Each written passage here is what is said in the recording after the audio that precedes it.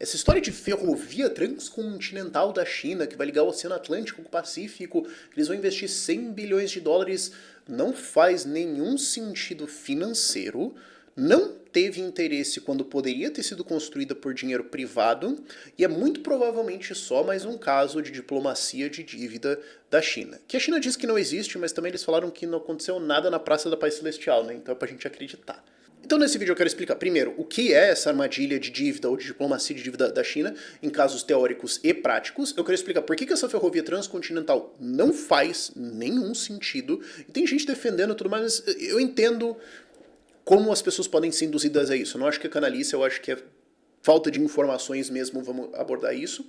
Eu também quero contar para vocês no finalzinho uma história de como um investidor privado conseguiu fazer a única transcontinental dos Estados Unidos que funcionou. Porque o governo tentou fazer 3, todas eram esquemas de corrupção, todas faliram, e daí foi um cara na iniciativa privada e fez. Então, vamos lá. Primeiro, o que é a diplomacia de dívida da China? Que eles falam que não existe. Existe a descrição que eles respondem, que na verdade é um espantalho, pouca gente de fato faz esse argumento, e existe a descrição do que realmente é atacado. Então, o que eles falam que não existe, e que às vezes algumas pessoas até falam que é isso, porque elas não conhecem, só viram uma matéria ou duas e explicam mal. A China empresta para países em projetos idiotas, em coisas que não fazem sentido, ela induz os países a se endividar um monte, para daí eles quebrarem, não conseguirem pagar a dívida, e a China com isso tomar a infraestrutura deles. O que só aí já seria uma estratégia meio interessante, mas não é o que a gente realmente está falando que acontece aqui. Porque daí eles falam, ah não, mas isso não realmente acontece. Não. O que eu estou falando aqui, e o que a maior parte dos críticos da China fala é, a China intencionalmente empresta para países autoritários, países falidos, países sem futuro econômico, países com alta corrupção, países com regimes de esquerda autoritários alinhados com a China, não por causa do interesse financeiro no crédito, mas para ou ganhar poder e influência naquele país, ou para ter controle nisso, ou para financiar aliados políticos lá, ou para atrapalhar outras coisas também. Eu quero mostrar para vocês o caso de Montenegro, é muito emblemático disso. Então, antes da gente ir para a teoria, deixa eu te dar uns exemplos práticos do que eles fizeram. Primeiro e o mais direto é o Sri Lanka. O governo do Sri Lanka queria fazer um puta porto lá no sul do país. E eles contrataram consultorias para planejar, para falar, bom, como é que vai ser, como é que vai ser o negócio aqui e tal. E o Sri Lanka rejeitou esses conselhos, rejeitou essas orientações. Então, assim, o governo corrupto, maluco do Sri Lanka sabe fazer porto melhor, nunca tendo feito um, do que consultorias com muita experiência nisso. Tá, né? E aí eles fizeram um projeto que não fazia o menor sentido e tentaram vender para Índia e Estados Unidos. Índia e Estados Unidos falaram, não, isso aqui não para de pé, isso aqui vai dar errado, não vou botar minha grana nisso. E aí a China foi lá e falou, eu banco. E aí o que aconteceu? Eventualmente o porto não era mais financeiramente viável, ele foi construído, custou caro pra caramba, não era financeiramente viável, não funcionava, e uma empresa chinesa conseguiu um leasing desse porto. O que aconteceu? Essa empresa falou, bom, já que vocês não conseguem pagar a dívida pra China, que a gente sabe que vocês não iam pagar mesmo, a gente te paga mais um valorzinho extra aqui, você usa para pagar a dívida aí, ou seja, volta pra gente na prática, e você me dá um leasing do porto por 99 anos. Que daqui a 99 anos a gente discute como é que vai ser isso. E a China ganhou esse porto. E a China falou, não, mas ó, a gente não forçou eles a fazer o porto, a gente não forçou eles a se endividarem, e a gente ganhou um leasing do porto, a gente nem tem base militar lá, a gente só tem direito de uso e tudo mais. Não, calma, veja bem. Agora, perceba, primeiro, eles conseguiram o controle do porto. Segundo, não, eles não foram atrás do negócio, mas eles investiram num projeto que todo mundo sabia que não fazia sentido. Se todo mundo sabe que não faz sentido, por que você investiu nele? O que você ganha aqui que eu não entendi? Ou é só da benevolência do seu coração? Vá, tem alguma coisa suspeita aqui. E também esse dinheiro ajudou a financiar esse governo do Sri Lanka, porque obviamente teve corrupção, um monte de dinheiro foi desviado disso aqui, e isso ajudou esse partido a se perpetuar no poder. Então isso também dá uma influência. E como o país está mais endividado agora, ele vai ter mais dificuldade de conseguir crédito em outros lugares. Quanto mais alto o seu nível de dívida, mais cara ela fica, menos acesso você tem. Então isso significa que agora o seu país, Sri Lanka, tem menos acesso a outros créditos e depende mais de mim. Entendem a genialidade aqui? Ou você acha que eles de fato só investiram ali para ajudar o país? Outro caso muito emblemático é a Zâmbia. A Zâmbia chegou a dever 6,6 bilhões de dólares para a China. A Zâmbia é um país extremamente pobre, sem acesso ao mar, com todos os tipos de problemas medievais que você pode imaginar, e eles chegaram a dever 6,6 bilhões de dólares para a China em 2021. Para você ter um senso de proporção, isso seria equivalente ao Brasil dever 2,6 trilhões de reais para a China. Esse é o nível de dívida que eles tinham, 20% do PIB deles. Para onde que foi todo esse dinheiro investido? Bom, supostamente para construir infraestrutura, né? Ferrovias, para construir uma hidrelétrica, estrutura de distribuição de energia, vamos avançar o país. O país avançou? Bom, quando você olha os dados de PIB per capita, não, eles estão no mesmo PIB per capita que em 2008. Isso assumindo que o governo da Zâmbia não frauda os seus dados do PIB, o que ele quase certamente faz. Então, se você falou, tem um nível de fraude aqui de uns 10% ao ano, talvez. Então, a Zâmbia hoje tem o mesmo nível de riqueza que eles tinham 20 anos atrás, talvez mais. E aí você pensa, cara, mas como? Porque você imagina que, assim, mesmo que todo mundo seja burro, se eu jogar 6,6 bilhões de dólares num país, algum crescimento tem que acontecer, não é possível. Seria o equivalente a jogar 2,6 trilhões de reais no Brasil e não tirar nenhum crescimento disso. Assim, nada. Você imagina que por acaso você ia ter uma ideia boa no meio disso? Você não pode ser tão burro assim. Mas A maior parte disso aqui desapareceu em corrupção de várias formas diferentes, foi desviado de várias formas diferentes, foi para coisas completamente inúteis e improdutivas. E porque o país não consegue se desenvolver economicamente, então me explica como é que ele vai pagar o juro nisso aqui. Até porque em dólar, né? Então, como é que você vai pagar se você não tem exportações para entrar em dólares no seu país para você pagar essa dívida? Senhores, era óbvio que isso aqui não seria pago. Qualquer um com 3 neurônios consegue entender. E ainda assim, não foi. A Zâmbia faliu, teve que renegociar logo depois do Covid, 2021 faliu, renegociou a sua dívida com a China, e o acordo, obviamente, não é público, mas me explica por que a China ia emprestar todo esse dinheiro para um país numa crise de inflação com nenhuma perspectiva de crescimento econômico. Qual é a lógica por trás disso aqui? Como é que esse negócio para de pé? Outro exemplo muito legal, e eu vou completamente assassinar o nome disso aqui, foi em Montenegro. Montenegro quis construir a rodovia Bar-Boljare,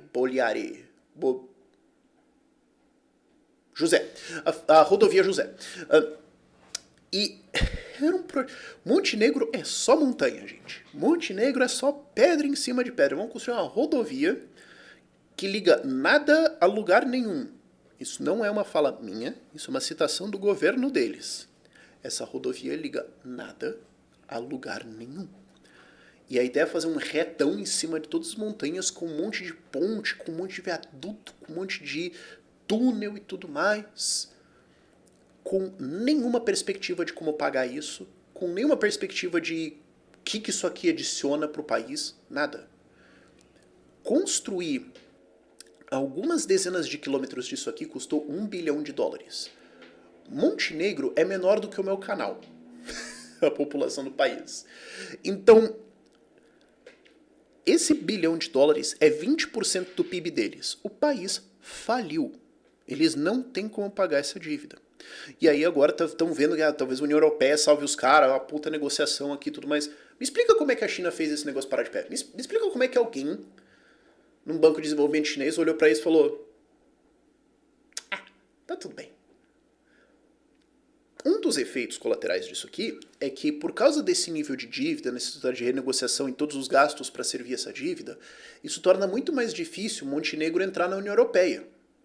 Então você pode pensar assim: bom, se os caras pagarem metade de volta e calotear no resto, nós gastamos $500 milhões para um país não entrar na União Europeia. Pô, pra China aqui, só nisso aqui já tá pago, né? Só nisso aqui já tá pago a ideia. E também força a União Europeia, força indiretamente, né, a ir lá e dar um bailout nos caras. E se a União Europeia foi lá e salvar eles? Bom, então a gente deu um jeito do pagador de impostos da Alemanha passar dinheiro para a China. Pô, genial! Uma política de crédito genial. O país se fudeu. O país se fudeu. Todo mundo ficou mais pobre. Ninguém saiu ganhando com isso aqui, exceto o governo chinês. Tá entendendo a ideia? Último exemplo, Angola. Angola é um país... É a clássica história de um país africano. Os caras se ferraram com a colonização e falaram, vamos quebrar com a nossa colonização e não ser mais explorados. Tá? Então, e depois disso nós vamos fazer o quê? Virar comunista. E aí se explode ainda mais. Angola fez exatamente isso. Eles são uma ditadura socialista de lá até agora. Ah, mas teve eleições recentemente. A Rússia tem eleição também. Né? Eles são uma ditadura de lá até hoje. E a China olhou para esse país cruelmente pobre e falou, vamos emprestar 45 bilhões de dólares para eles. O que pode dar de errado? Qualquer pior coisa que pode acontecer. E o acordo é que Angola, ao invés de exportar produtos, receber dólares e pagar a China, ia pagar em petróleo. Então, basicamente, é a China comprando uma opção futura de petróleo. Aí o dinheiro foi investido na produção de petróleo, desenvolveu o país e tudo mais. Beleza, tá. E aí, como é que desenvolveu o país? Bom, a gente não tem muitos dados, porque esse país é miseravelmente pobre. E o que ele tiver de dados eu não vou acreditar muito, porque eles provavelmente estão mentindo. Mas se no dado mentiroso dele está feio, quer dizer que está muito mais feio ainda. Em 2000 eles tinham 40 milhões de pessoas na pobreza. Em 2018 eles tinham 53 milhões de pessoas na pobreza. Eles conseguiram colocar mais 13 milhões de pessoas na pobreza. Como é que você traz 45 bilhões de dólares de investimento para o seu país e empobrece? Em quase todas as métricas relevantes econômicas ou sociais, a Angola é hoje pior do que era 20 anos atrás. E isso assumindo que eles não mentem nos dados deles. Mas a China saiu ganhando. A China ganhou um monte de petróleo barato. Os socialistas no governo de Angola certamente ganharam muito dinheiro porque conseguiram desviar muita grana disso para eles. Ou você realmente acha que isso aqui foi tudo para a população? Por favor. Conseguiram desviar muita grana desses 45 bilhões de dólares pro bolso deles. E a população piorou de vida. O que a China ganhou nisso aqui? Petróleo barato.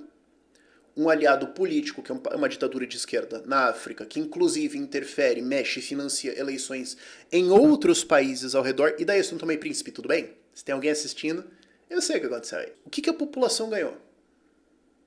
Nada. Vocês entendem como não é só sobre... Porque assim, a China fala, não, mas a gente não confiscou nenhum porto ou ferrovia deles. Antes fosse. Antes fosse. Do que financiar um empobrecimento de dezenas de milhões de pessoas às custas de financiar um governo ditatorial de esquerda.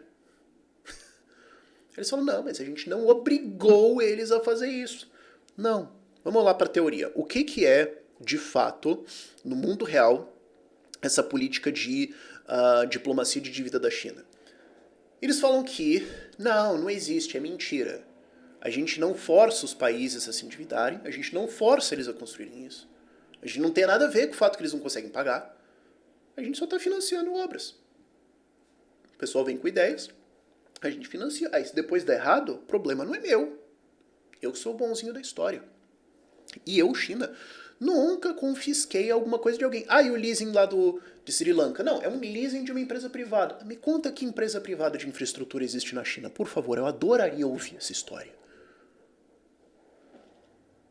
O que é acusado de verdade é que a China intencionalmente financia ditaduras, países corruptos, países sem futuro, para conseguir com esse financiamento, mesmo que tenha prejuízo, influência política, aliados, repressão de liberdades, aumento de autoritarismo no mundo, porque assim eles têm aliados políticos, porque assim eles não ficam isolados. E com isso também eles financiam direto ou indiretamente, porque eles sabem que vai ter corrupção, eles financiam direto e indiretamente os partidos de esquerda ou corruptos, mesmo que sejam sem ideologia, no local que estão dispostos a trabalhar com eles. Portanto, retirando partidos que vão defender mais liberdades, ou que vão ter alianças com os Estados Unidos ou com a União Europeia. É uma diplomacia, é uma política de Estado de poder, não de busca de retorno financeiro. Mas fica mais engraçado se a gente tentar analisar a defesa deles. Não, a gente não influencia esses países a fazer esses projetos idiotas, a financiar um monte de coisa. a gente só ajuda o crédito. Tá, então vocês querem me dizer que vocês são o país com partido de engenheiros, de pessoas inteligentes que estão desenvolvendo o país, que estão fazendo um planejamento estatal que supera o capitalismo. Mas daí quando vem outro país pedir investimento, vocês são um bando de imbecil que não sabe dizer o que vai dar certo ou não lá? E a taxa de erro de vocês é tipo 100%? Essa defesa é basicamente a defesa de eu sou idiota. E essa defesa só faz sentido se você quiser realmente argumentar que você é burro. Mas ela até faz sentido porque, e eu duvido que você sabia desse dado, o PIB per capita da China praticamente não subiu de 2021 até 2024. 2021, 22, 23, 24. O crescimento de PIB per capita total, oficial, nos dados deles foi de 3,3%. Não estou falando do PIB total, estou falando do PIB per capita, riqueza por pessoa. Ok? Porque às vezes você pode ter mais gente que entrou no país, ou mais gente que entrou na força de trabalho, e daí o PIB do país sobe, mas a riqueza por pessoa. Vocês conseguiram melhorar a qualidade de vida da pessoa dentro da China? Nesses 4 anos subiu 3,3%. Note, isso é levando os dados deles a sério. Quando a gente corrige pro fato que a gente sabe que mais ou menos 30% do PIB deles é fraudado, tem um artigo muito bom sobre isso, que é de economia forense, que mostra, usando comparação com luzes noturnas, que elas deveriam crescer conforme o PIB cresce, elas não crescem tanto quanto o esperado. Eles conseguem mostrar que mais ou menos 30% do PIB da China é fraude contábil. Então, quando você leva isso em conta, foi um crescimento de 2,3% em 4 anos. Para isso, a dívida do governo chinês subiu de, cadê meu númerozinho aqui nas anotações? 11,5 trilhões em 2021 para 16,6 trilhões em 2024. Eles adicionaram 5,1 trilhões de dívida, um aumento de praticamente 50% na dívida deles, para ter 2,3% de crescimento de PIB per capita. O quão burro você tem que ser. Então, de certa forma, eu sou tentado a comprar a defesa deles de eu sou idiota. Porque, de fato, quando eu olho as suas estatísticas oficiais, você é um idiota. Então, tá. Mas ainda assim, isso significa que na maior parte dos casos, não é que você é maligno. Você é maligno e burro. Tipo, segundo, se não é uma política de manipular países com dívida e tudo mais, por que ninguém mais investe nesses países? Quer dizer, não é só iniciativa privada não investe neles. Fundos de desenvolvimento, bancos de desenvolvimento internacionais não investem neles. Ninguém! O fato de que ninguém quis ir lá, porque todo mundo viu que é roubado e que não vai dar dinheiro, mas você foi, me diz que ou você está ganhando outra coisa, ou tu é um gênio, além de todos os outros gênios. Porque assim, você não pode me falar que todo mundo, todos os grandes fundos de investimento, bancos, todo mundo se juntou numa sala e falou: galera, vamos só de sacanagem não investir na Zâmbia? Porque vai ser engraçado? Não. E terceiro, a China mente. Vamos lembrar disso? Assim, eles massacraram, metralharam gente na Praça da Paz Celestial. E até hoje eles mentem sobre isso. Eles mentem sobre o fato de que existe hoje 1 milhão de uigures dentro de campos de concentração na China hoje. Muitos fazendo trabalhos forçados. Eles mentem que eles fizeram, e até hoje fazem, um etnocídio no Tibete, uma política de Estado deliberada com o objetivo de deletar da existência a cultura tibetana. Pelo amor, eles falaram que o Covid veio porque alguém comeu morcego. Em Wuhan tinha um laboratório que fazia pesquisa de coronavírus. E alguns dos primeiros pacientes de Covid foram trabalhadores desse laboratório. E a China perseguiu eles, perseguiu médicos que estavam falando sobre, perseguiu jornalistas que estavam falando sobre, e depois falou que o Covid existe porque alguém comeu um morcego. Você realmente espera que eles vão receber essa acusação de manipular países com dívida e falar: é, eu fiz. Aí você me pegou, cara, aí foi. Mas isso tudo explicado, vamos para Brasil e por que essa ferrovia transcontinental não faz o menor sentido. Primeiro, vamos entender a escala da coisa aqui. Eles estão falando que isso vai ser uns 100 bilhões de dólares, talvez tenha algumas estimativas um pouco mais baixas, de 60, 70 que eu vi por aí. A gente sabe que no fim das contas vai ser muito mais perto de 200. Agora, vamos lembrar, o Brasil não consegue pagar nada disso, tá? Nós estamos falidos, o déficit do PIB foi de 9% em 2023 e 6% em 2024, 2025 tá uma desgraça também. Ou a China vai bancar isso tudo, ou a gente vai tomar em dívida. Então, ou a gente vai tomar, assim, 100, 150 bi de dívida, no fim das contas, ou a China vai, do fundo do coração deles, do amor pelo Brasil, que eles têm pelo pagodinho, pelo samba, botar 100, 150 bilhões de dólares aqui. Ah, vá. Primeiro argumento, ah, vá.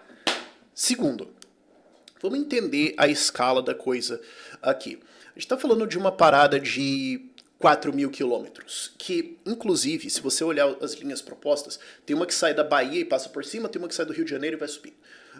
E todas elas terminam no Acre para conectar Peru e... A maior parte do tempo elas passam por vazios geográficos. Então ela seria para basicamente escoar grãos e minérios. Só que a maior parte do tempo ela só estaria transportando alguma coisa em vastas extensões de nada. O que, em termos de transporte, não é muito eficiente, não é muito... O que você gostaria é de ter vários pontos no meio onde você vai trocando cargas, ou especialmente ter alguma coisa no fluxo de volta. Mas no fluxo de volta eles podem trazer produtos manufaturados da China.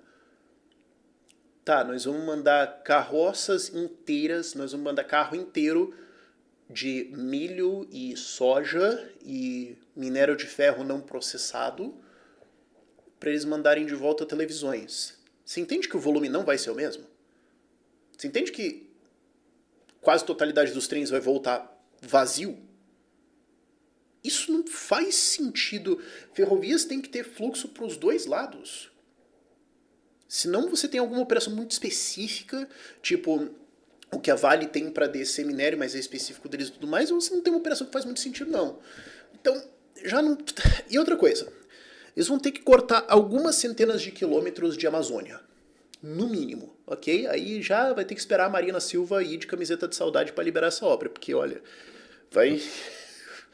O dano ambiental, né? Mas aí a gente não fala isso porque a China pode. A China pode fazer o dano ambiental que eles quiserem. O problema é a Dinamarca. O problema é que a gente no Brasil tem que reduzir as nossas emissões. A China pode. Fora o fato que você vai ter que cortar a Amazônia, onde não tem menor infraestrutura, nada. Imagina se tiver um problema no trilho, quem que vai lá consertar? Depois disso você vai entrar no Peru, onde vai ter mais algumas centenas de quilômetros de mata amazônica extremamente densa. E depois você tem os Andes. Certeza que não vale mais a pena dar a volta de barco, não? E vamos pensar na margem, ok? Você não consegue imaginar qualquer outra coisa melhor para gastar 100 milhões de dólares nesse mundo hoje? Tem que ser esse projeto altamente... que vai levar, se sair em 20 anos, meu Deus do céu. Tem que ser isso aqui? Mas qual que é o ganho? Não, o ganho é que reduz o tempo de translado de grãos e tudo mais para a China de 40 e poucos dias para 20 e poucos dias. Tá, mas e daí? Pode reduzir o tempo de viagem e você tem uma economia disso no transporte marítimo, mas você tem um gasto disso no transporte de trem, mais o custo de fazer. Então tem que ver todo esse custo de fazer e o tempo e o custo de oportunidade que você teve, que você podia ter feito outra coisa com esses 100 bilhões de dólares, certo? Você podia deixar eles em renda fixa na dívida brasileira e ganhar 15% ao ano.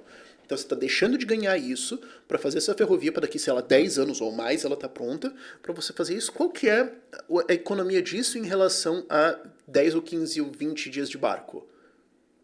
A resposta certa é, eu não sei...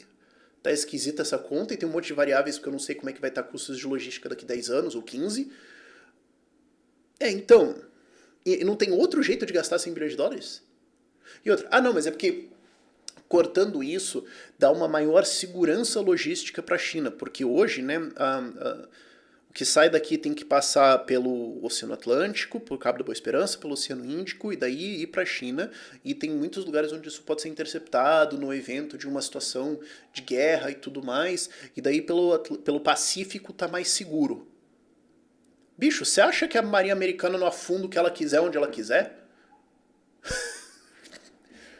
Que porcaria de argumento é esse? Desculpa, não dá pra levar a sério. Terceiro ponto. Quando a gente podia ter feito isso com investimento privado, ninguém quis fazer. E a galera já esqueceu isso. O novo marco das ferrovias, lá do Tarcísio, durante o governo Bolsonaro, mudou toda a estrutura de financiamento privado de ferrovias do Brasil. Eu lembro que a gente trabalhou em ajudar isso aqui a passar, eu fiz um monte de vídeo explicando e tudo mais. Antes era essencialmente proibido fazer, não vou entrar nos detalhes aqui, esse vídeo já está muito longo, mas antes era essencialmente proibido a iniciativa privada fazer ferrovia no Brasil, depois era só propor um traçado, construir e tal. Em 6 meses da aprovação do novo marco de ferrovias, eles atraíram 240 bilhões de reais de investimento. Na época davam 50 bilhões de dólares, metade da conta dessa ferrovia. E isso aqui foi produtores agrícolas, industriais, foi investidores, fundos, várias pessoas com um monte de dinheiro, com vários interesses no desenvolvimento econômico no Brasil, falando, olha, existem essas linhas possíveis. Já tem essa desenhada, já tem essa legal, a gente pode expandir isso aqui, a gente pode melhorar isso aqui, pode atualizar essa e tudo mais. Então o que a gente faz? Como todo bom capitalismo, a gente vai para as fruta baixa no pé. Antes de fazer um projeto gigantesco nonsense, vamos primeiro resolver as coisas simples, certo? E esses 240 bilhões de reais foram em construir ou expandir malha ferroviária para todo lado do Brasil. Nenhum fucking centavo disso aqui, nenhuma alma viva no Brasil falou de transcontinental. Ninguém se importou. Isso significa que quando as pessoas podem escolher livremente, quando investidores podem escolher livremente o que vai dar mais retorno, ou seja, aquilo que vai dar mais lucro, ou seja, aquilo que melhor atende às necessidades dos consumidores hoje, ninguém falou dessa transcontinental. Nenhuma alma viva. Então, não estou propondo isso, mas digamos, se a gente desse 100 bilhões de dólares para essa galera agora e falasse, construam ferrovias, faz o que for melhor aí, você acha que essa ferrovia sairia? Não. O que mostra que todo mundo que está em investir, operar e lucrar com ferrovia acha que é uma péssima ideia. Então o que o governo chinês e o Lula sabem sobre ferrovia que esse pessoal não sabe? Quando eu tuitei sobre isso, eu falei, gente, isso aqui é o projeto mais burro do século. Eu falei assim, não, alguém fala pra China que, pô, o Rafael tá sabendo mais que os caras. Não sou eu. Não sou eu. A opinião de todo o mercado de investidores em ferrovia no Brasil, desde que o marco legal das ferrovias mudou, é que eles não querem isso. Eles querem outras coisas, tem outras coisas para serem desenvolvidas. O que o Lula e o Xi Jinping sabem sobre ferrovia que esses caras não sabem? Agora, também mostra como o Estado interfere nisso. Eu não vou cansar de contar essa história. O novo marco das ferrovias veio e atraiu 240 bilhões de reais de investimento para ferrovias no Brasil. Por quê? Porque tirou o Estado do meio do processo.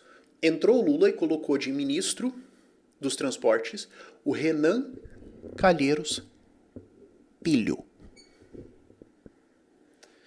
E uma das primeiras declarações, se não a primeira declaração oficial dele, é que o marco das ferrovias tinha que ser revisto. Por quê? Claramente não tem um problema. Está atraindo investimento para o Brasil. Qual é o problema? O problema é que não tem Estado nele. A gente quer ter Estado aqui de volta. Então, por que ao invés... Qual é o ponto dessa ferrovia? Por que ao invés de manter o marco de ferrovias que já existia, que já estava atraindo dezenas, se não centenas de bilhões de reais para desenvolvimento ferroviário no Brasil, por que o governo Lula quer destruir esse marco e fazer um acordo com a China para fazer uma ferrovia que nenhum investidor privado queria fazer? Se não existe um problema, por que um problema foi criado? Não é sobre a ferrovia. Não é sobre transporte, não é sobre nada disso. É sobre o fato de que isso aqui será um colossal esquema de corrupção. Se 10% disso aqui for desviado para o bolso do PT, são 50 a 60 bilhões de reais. Vocês entendem que isso aqui não é só sobre soja, sobre minério, de não sei o quê? Não tinha necessidade, já estavam sendo construídas, já tinha um monte de projetos andando. Já tinha dezenas, centenas de bilhões de reais indo para ferrovias, para escoar grãos, para escoar minério de ferro, para escoar mais um monte de coisa. Isso aqui é sobre como que políticos vão sair ganhando. Isso aqui é como que a gente vai distribuir dezenas de bilhões de dólares em desenvolvimento de infraestrutura, comprando votos e fazendo um monte de obra inútil ao longo de um traçado de ferrovia completamente inútil, rasgando o Brasil inteiro com uma coisa que não serve pra nada, ligando nada a lugar nenhum, pra gente mandar soja do interior da Bahia pro Peru. É sobre isso. Não é um projeto de infraestrutura. É um projeto de corrupção, de compra de voz e de poder e de planejamento central estatal que vai dar errado.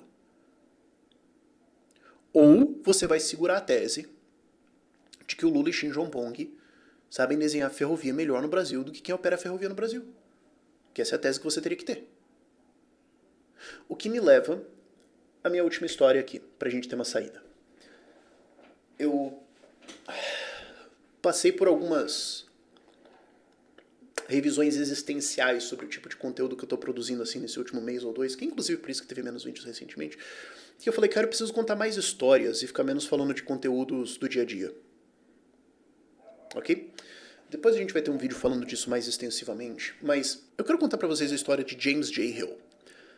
Os Estados Unidos tentaram fazer transcontinentais, rasgar os Estados Unidos de um lado ao outro com 3 ferrovias transcontinentais durante o século XIX e logo depois ali da Guerra Civil. E foi um massivo esquema de corrupção. Okay? Você tinha a empresa que construía, e essa empresa era de senadores, deputados, juízes da Suprema Corte, e ela recebia dinheiro estatal, subsídios, etc., para construir a ferrovia. Construir uma ferrovia completamente inútil, com um desenho completamente maluco, porque eles ganhavam subsídio por quilômetro construído. Então a ferrovia foi isso aqui, meu filho.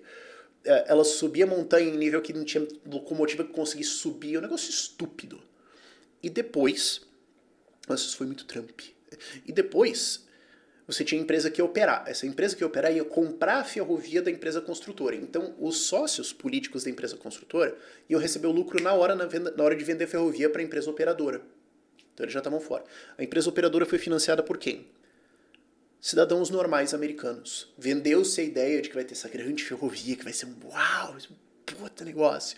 E gente simples foi lá e comprou dívida, financiou, botou dinheiro nisso, para formar essa empresa que ia comprar a ferrovia, compraram a ferrovia da empresa de construção, os políticos saíram ganhando, as 3 ferrovias transcontinentais estavam falidas dentro de 10 anos. Porque elas passavam por lugares vazios, vazios populacionais, vazios de produção, não tinham o que levar. Não... Gente, o que você ia querer levar de Nova York para Califórnia em 1877? E em que volume para valer a pena toda essa ferrovia? Não tinha. Elas faliram. E enquanto isso, tinha um outro cara, o James J. Hill, que, longa história curta dele, ele entrou em ferrovias porque ele falava, eu sei gerir coisa. Então eu vou comprar a ferrovia que quebrou por má gestão.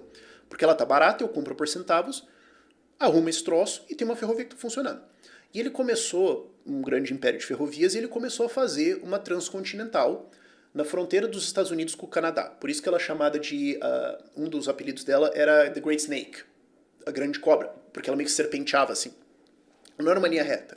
Ele ia pegando ferrovias que faliram, coisa que caiu aqui. Ah, mas faz mais sentido passar naquela cidadezinha ali, porque daí ganha dinheiro, a gente volta. Ah, mas não fica uma linha reta. Não, mas vamos aqui, porque funciona. E ao longo de vários anos, não um projetão, mas de vários pequenos pedaços que todos faziam sentido, ele foi montando toda uma rota de uma transcontinental. E aí quando ele chegou lá no meião dos Estados Unidos, você tem a Dakota do Norte, Montana, estados vazios, frios que era uma desgraça. O que ele fez? Ele mandou marqueteiros para a Escandinávia e a Alemanha para trazer fazendeiros de lá.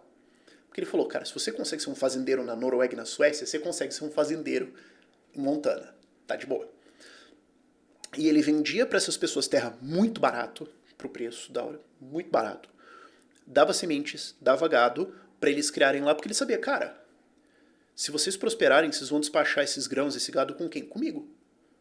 Eu só cresço se vocês crescerem. É diferente da China, que ficou emprestando para um monte de país aqui, que, como eu falei, eles terminaram mais pobres do que começaram.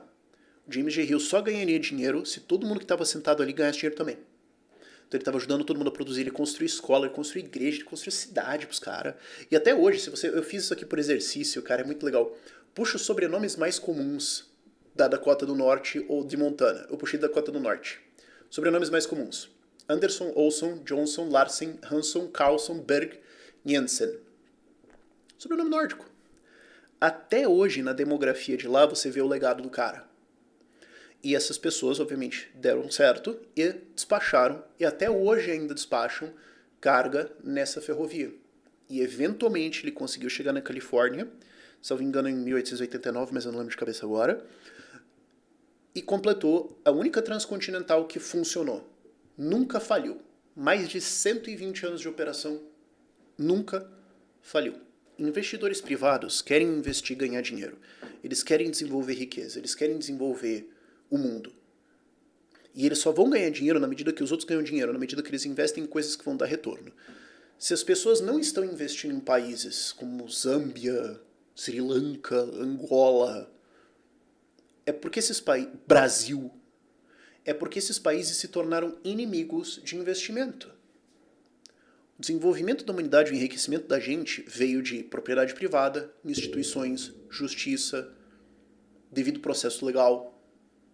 Liberdades civis também, isso é muito importante. Para o desenvolvimento econômico também, por si só elas já são um excelente valor, mas para o desenvolvimento econômico também são importantes. Capitalismo.